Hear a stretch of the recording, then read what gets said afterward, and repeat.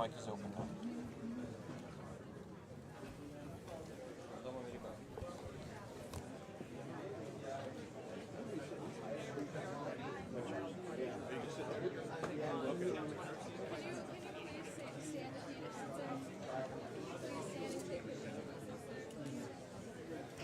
Can I just stand behind you then?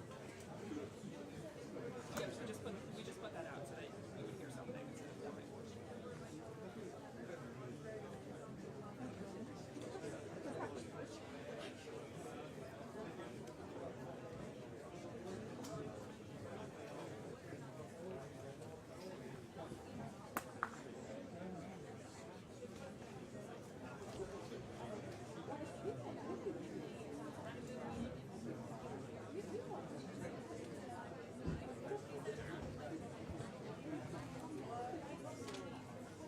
Dave.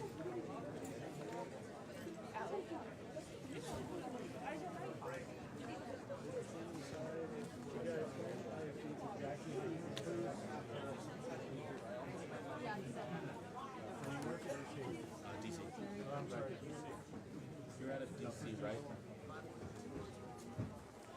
Thank you. This is at DC IFB.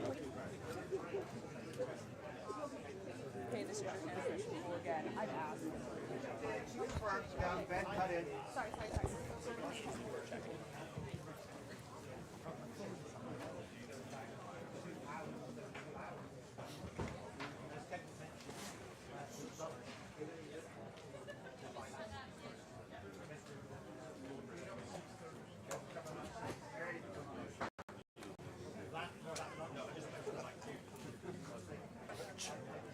Lurch.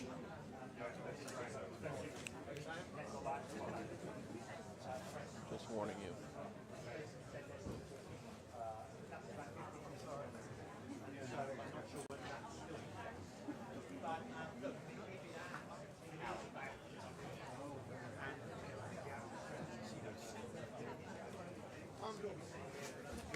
I think glove is okay. It's your choice. You can't walk away.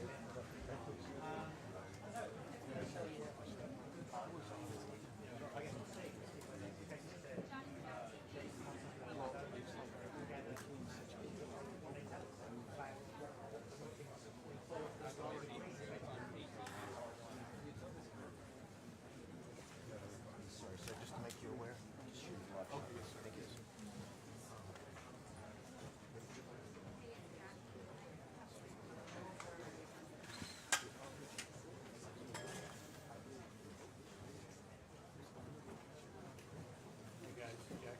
Техническая проверка. 121, 122, 123, 124, 125, 126.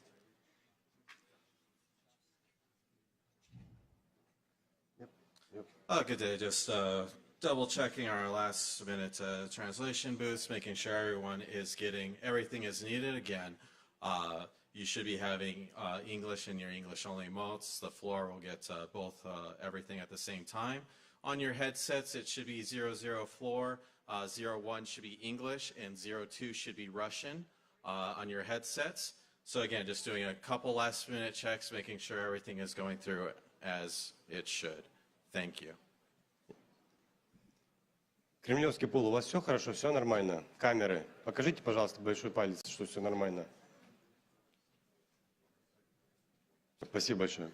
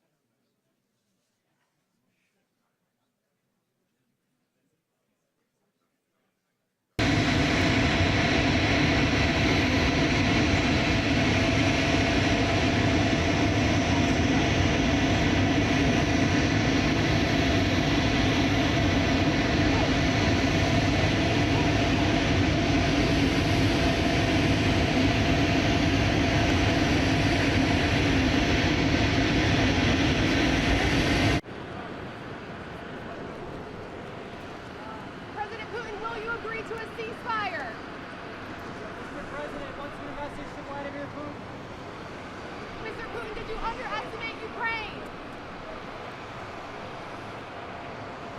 President Putin, will you stop killing civilians?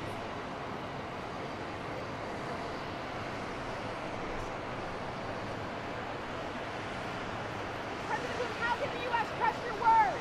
Thank you, press. Thank you, press. Thank you, press. Thank you, press. Let's go. Let's go. Come on, guys. Let's go.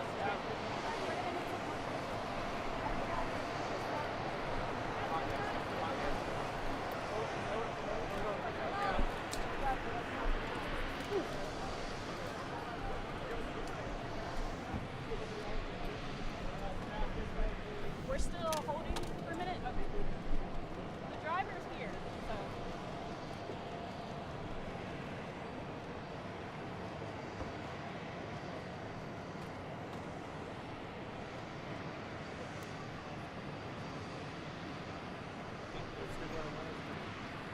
For a ball, is that?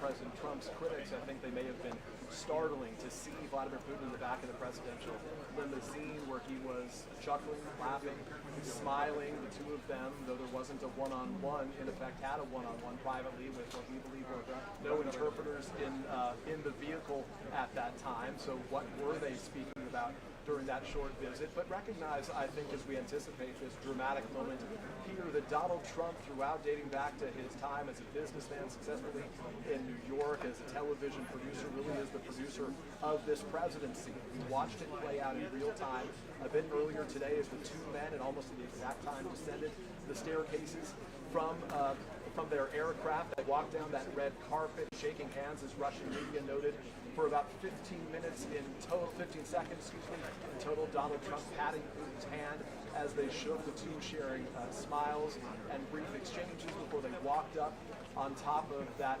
platform where they were framed by American fighter jets, a U.S. warplane surrounded by other fighter jets.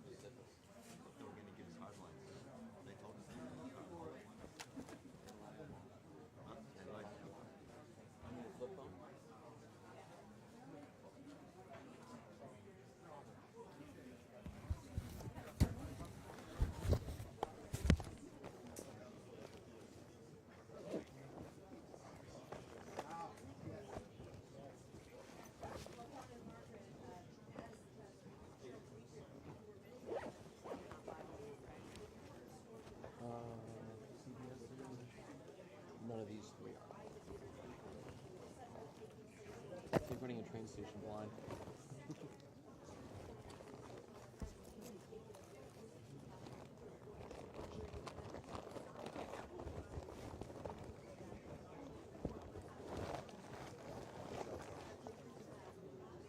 I already read all of that.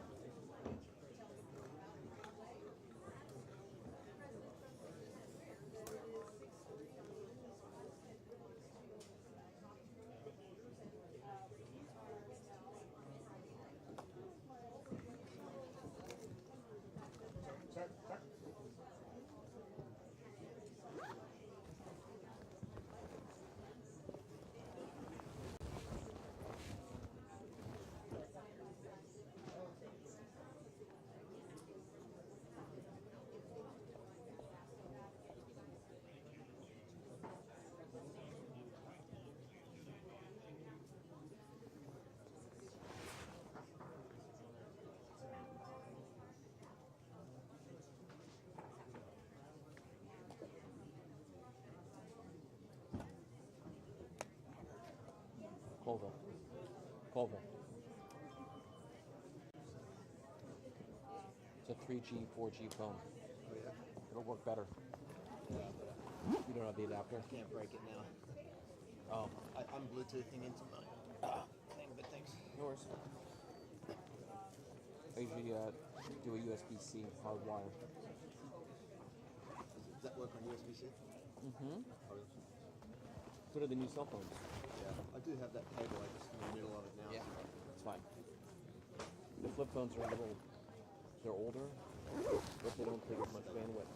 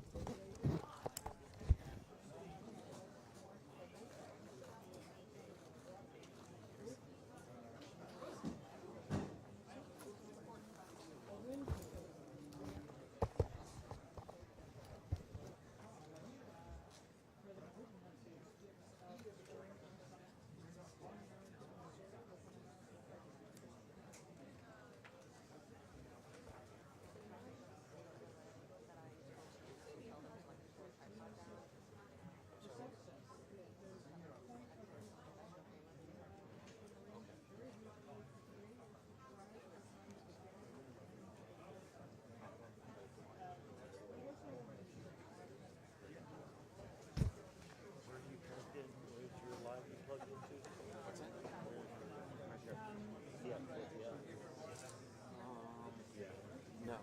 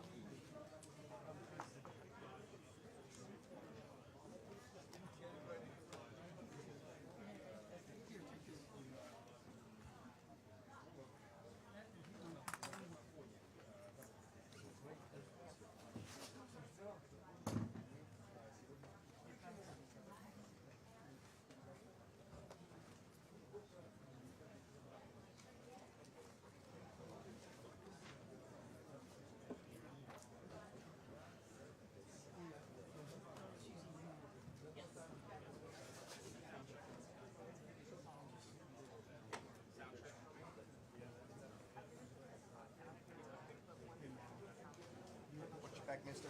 Sir. Huh?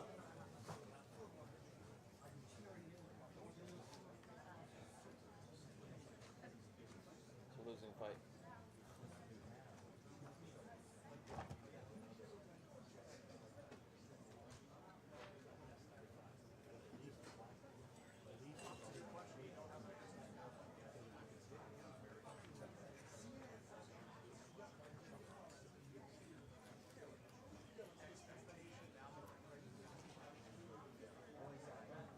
Robert, over here.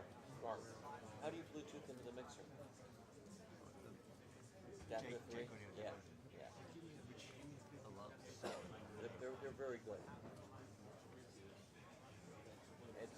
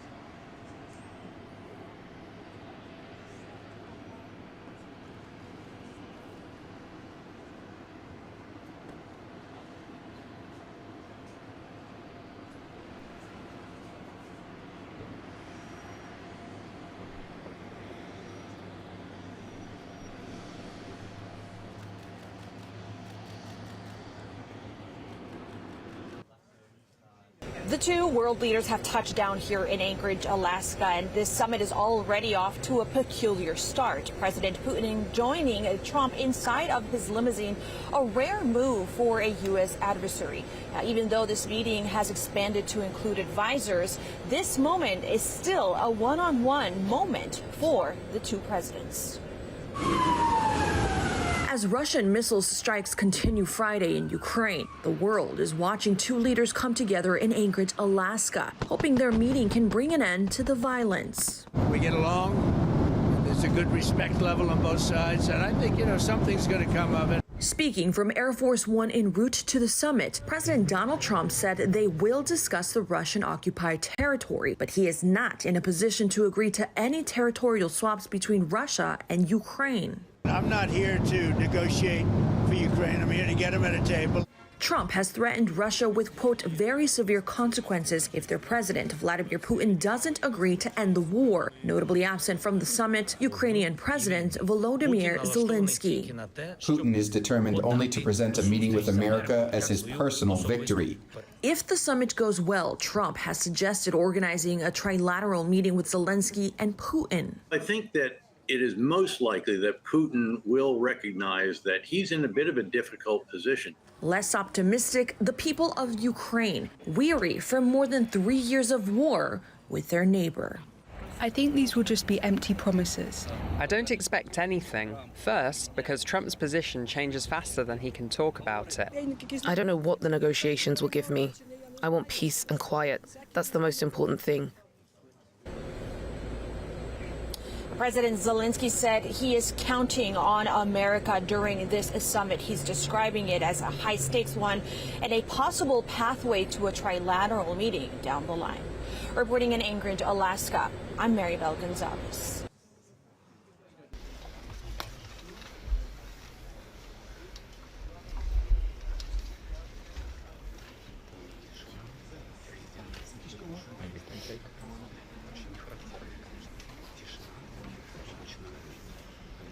Thank you very much. Thank you. Thank you, press. Thank you, press. Thank you, press. Mr. Putin, will you agree to a ceasefire?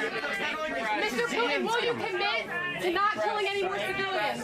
Thank you, press. Let's go. Come on, guys. Thank you, press. Mr. President. Thank you, press. President Putin, why should President Trump trust your word now? Thank you, press. Thank you, press.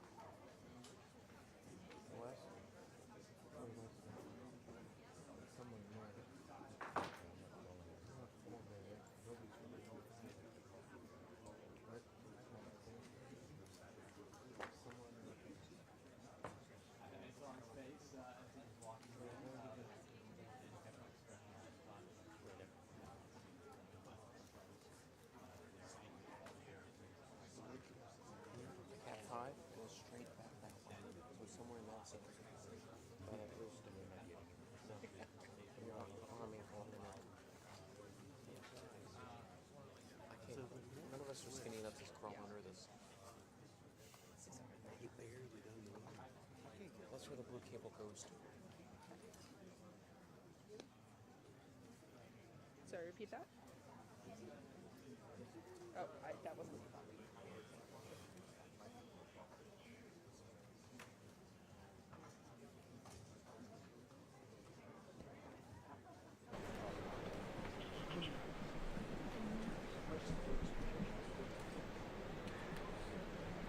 We haven't seen Secretary of State Marco Rubio yet. He's obviously noted for he was inside the room with President Trump and President Putin. He's two senior aides with him.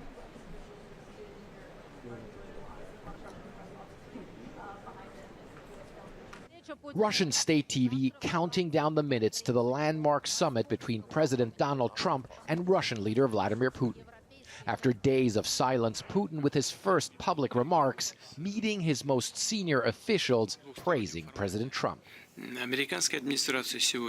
The current American administration, he says, which is making, in my opinion, quite energetic and sincere efforts to stop the hostilities, stop the crisis, and reach agreements that are of interest to all parties involved in this conflict in order to create long-term conditions for peace between our countries. But more than long-term peace talks, President Trump says he wants an immediate ceasefire as the fighting on the battlefields in Ukraine grinds on. It's Trump threatening, quote, severe consequences if the summit doesn't yield real progress towards a ceasefire. I asked a member of Russia's delegation about the U.S.'s tough talk. So, sir, President Trump has threatened severe consequences if there's no movement towards a ceasefire. What's Russia hoping to get out of this meeting? Well, I think dialogue is very important, and I think it's a very positive meeting for the world, because during Biden administration, no dialogue was happening. So I think it's very important to hear Russian position directly. And there are lots of misunderstandings, misinformation about the Russian position. And it's also a chance to sort of reset, if the meeting goes well, U.S.-Russia relations. Moscow hoping for sanctions relief and lucrative business deals with the U.S. in the future, especially in the Arctic. Russians fascinated by the summit venue, Alaska, once part of Russia till it was sold to the U.S. in the 19th century. Some Russians still bitter, feeling Alaska should be theirs. Neither in the Tsarist, nor in the Soviet, nor in the post-Soviet era have the top leaders of our country visited Alaska, a Russian state TV correspondent says in a report from Alaska. But should they not take back the land sold in 1867 by Alexander II for the colossal sum at the time of $7,200,000? But for now, many Russians hope their president will be able to take back the diplomatic initiative and persuade President Trump into laying off possible severe sanctions and tariffs. The Kremlin spokesman praising Putin's relations with the U.S. president. President Trump is demonstrating an unprecedentedly unusual approach to solving the most difficult issues, he says, which is highly praised by Moscow and President Putin personally. While both Washington and Moscow say the personal chemistry between the two leaders is good, the coming hours will show if they're strong enough to move closer to ending the fighting in Ukraine. Fred Pletkin, CNN, Moscow.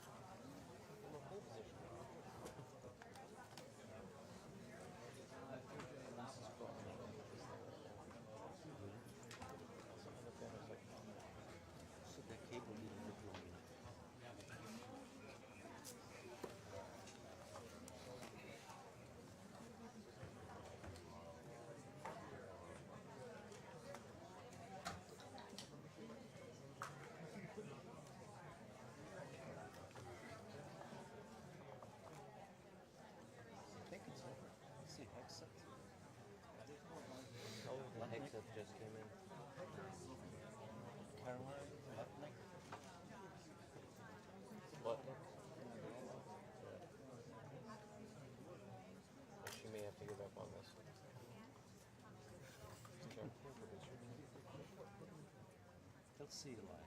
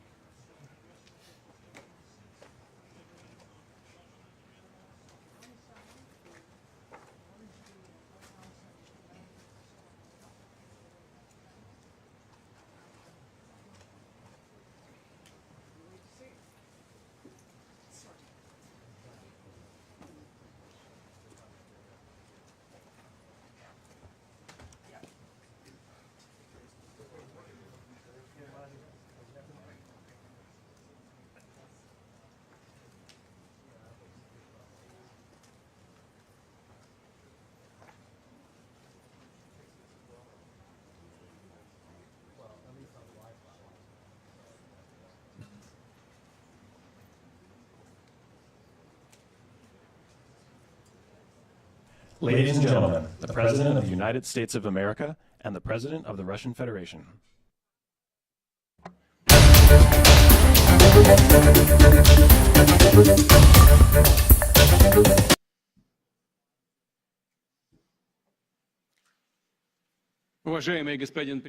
Mr. President, ladies and gentlemen, our negotiations have been held in a constructive atmosphere of mutual respect. We had very thorough negotiations that were quite useful. I would like to thank once again my American counterpart for the proposal to travel out here to Alaska. It only makes sense that we've met here because our countries, though separated by the oceans, are close neighbors. So when we've met, when I came out of the plane and I've said, "Good afternoon, dear neighbor, very good to see you, in good health, and to see you alive." I think that is very neighborly. And I think that's some kind words that we can say to each other. We're separated by the Strait of Bering, though there are 2 islands only between the Russian island and the U.S. island. They're only 4 kilometers apart. We're close neighbors, and it's a fact. It's also important that Alaska has to do with our common heritage, common history between Russia and the U.S., and many positive events have to do with that territory. Still, there is tremendous cultural heritage back from the Russian America. For example, Orthodox churches and a lot of more than 700 geographical names of Russian origin. During the Second World War, it was here in Alaska that was the origin of the legendary air bridge for the supply of military aircraft and other equipment under the Lend-Lease program. It was a dangerous and treacherous route over the vast emptiness of ice. However, the pilots of both countries did everything to bring closer the victory. They risked their lives and they gave it all for the common victory. I was just in the city of Magadan in Russia, and there is a memorial there dedicated to the Russian and the U.S. pilots. And there are 2 flags, the U.S. flag and the Russian flag. And I know that here as well there is such a memorial. There is a military burial place several kilometers away from here. The Soviet pilots that buried there who died during that dangerous mission. We're thankful to the citizens and the government of the U.S. for carefully taking care of their memory. I think that's very worthy and noble. We'll always remember other historical examples when our countries defeated common enemies together in the spirit of battle camaraderie and allyship that supported each other and facilitated each other. I'm sure that this heritage will help us rebuild and foster mutually beneficial and equal ties at this new stage, even during the hardest conditions. It is known that there have been no summits between Russia and the U.S. for 4 years, and that's a long time. This time was very hard for bilateral relations, and let's be frank, they've fallen to the lowest point since the Cold War. I think that's not benefiting our countries and the world as a whole. It is apparent that sooner or later, we had to amend the situation to move on from the confrontation to dialogue. And in this case, a personal meeting between the heads of state has been long overdue, naturally, under the condition of serious and painstaking work. And this work has been done in general. Me and President Trump have very good direct contact. We've spoken multiple times. We spoke frankly on the phone. And special envoy of the President, Mr. Witkoff, traveled out to Russia several times. Our advisors and heads of foreign ministries kept in touch all the time.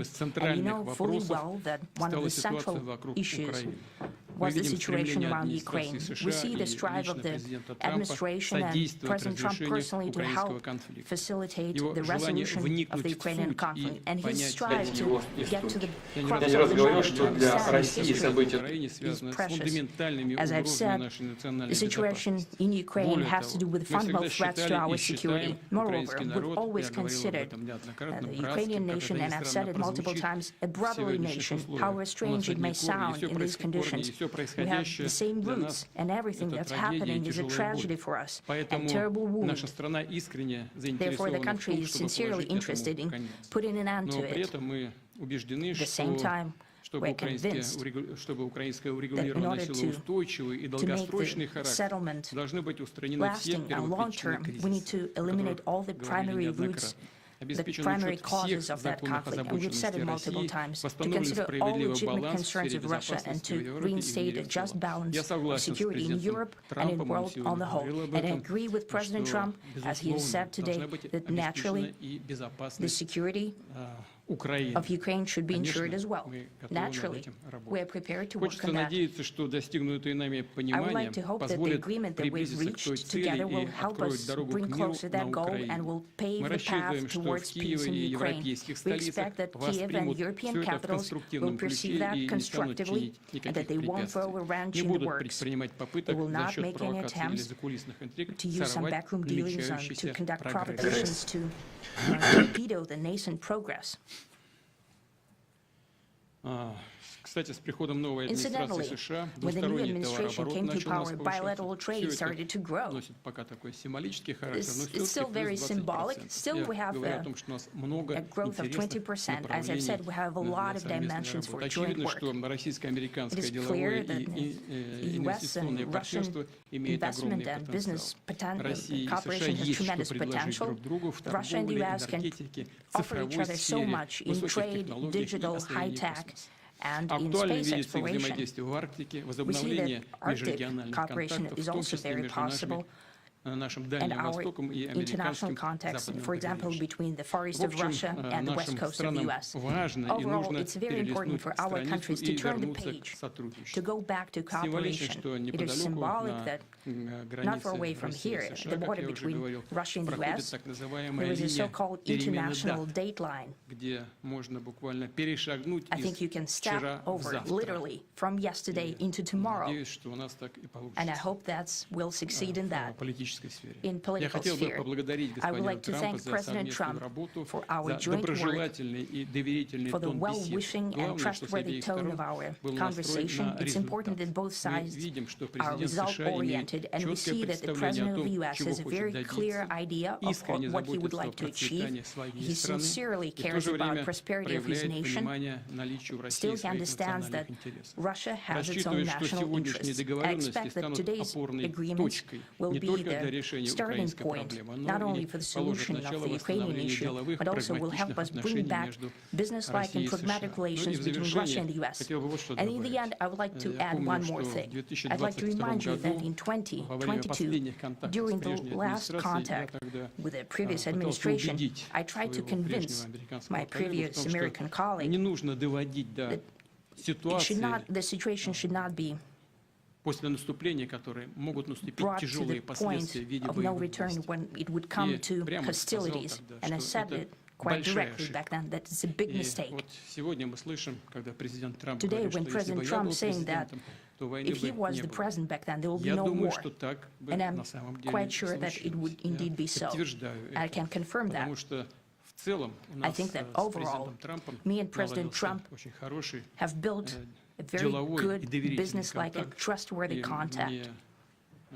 And I have every reason to believe that moving down this path, we can come, and the sooner the better, to the end of the conflict in Ukraine. Thank you. Thank you. Well, thank you very much, Mr. President. That was very profound, and I will say that I believe we had a very productive meeting. There were many, many points that we agreed on, most of them, I would say, a couple of big ones that we haven't quite gotten there, but we've made some headway. So there's no deal until there's a deal. I will call up NATO in a little while. I will call up the various people that I think are appropriate, and I'll, of course, call up President Zelensky and tell him about today's meeting. It's ultimately up to them. They're going to have to agree with what Marco and Steve and some of the great people from the Trump administration who've come here, Scott and John Ratcliffe, thank you very much. But we have some of our really great leaders. They've been doing a phenomenal job.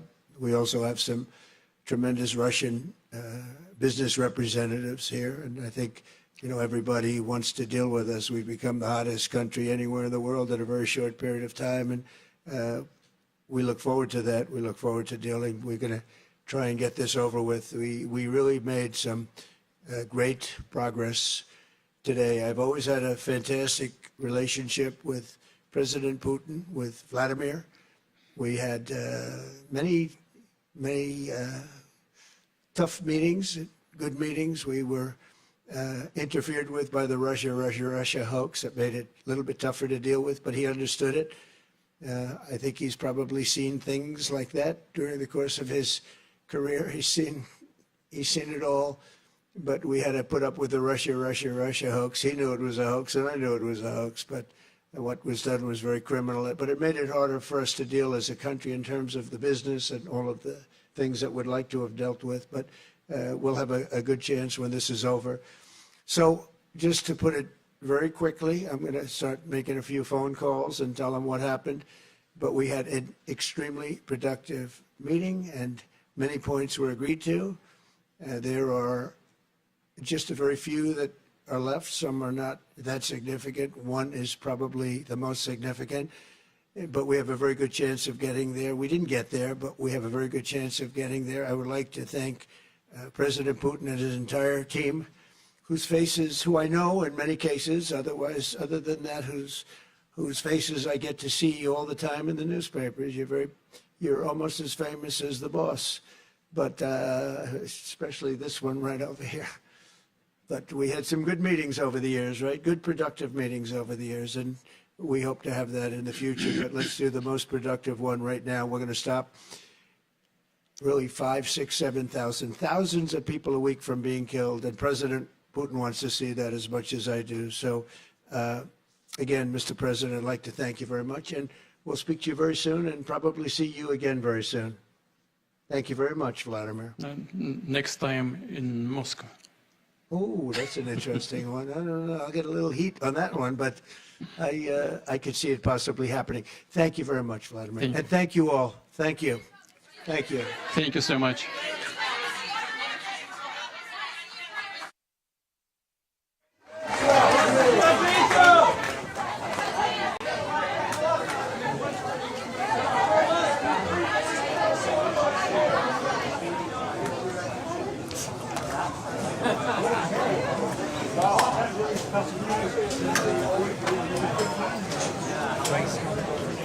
Crazy. Let's go. Let's get up there.